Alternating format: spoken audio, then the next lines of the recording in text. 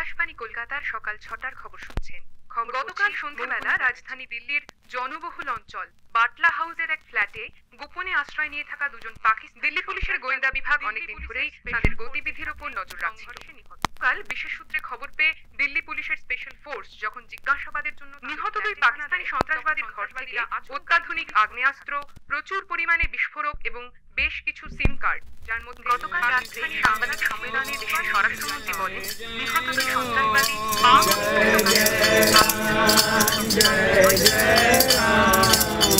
আপনার ছেলের প্রেমিকা মুসলিম না?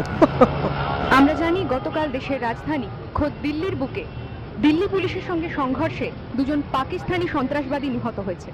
আর এই নিহত জঙ্গিদের গোপন নথিপত্র থেকে জানা গিয়েছে যে তারা দিল্লি মেট্রোতে একটা সিরিয়াল ব্লাস্ট পরিকল্পনা করছিল। আর সেই ঘটনার পরিপ্রেক্ষিতেই কলকাতা মেট্রোতেও আজকে নিরাপত্তা ব্যবস্থা আরও মজবুত করা হয়েছে। মুসলমান বেঈমান দাড়ি কুটকুট করে, একটা দাড়ি পড়ে গেলে আল্লাহ আল্লাহ করে।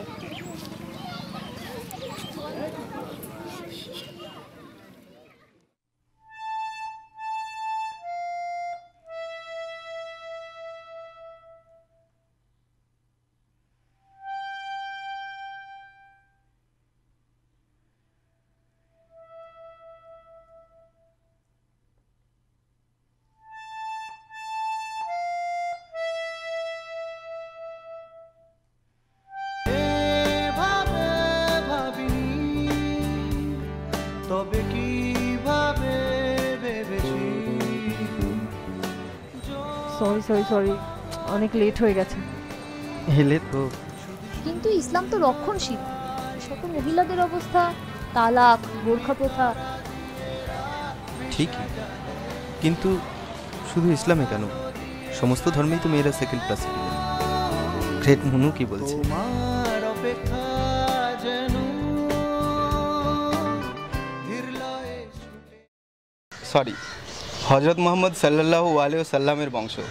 এনাফ মিস্টার তৌফিক। সাদা কালো ঘুম রঙে রাঙালে চলে গেলে চলে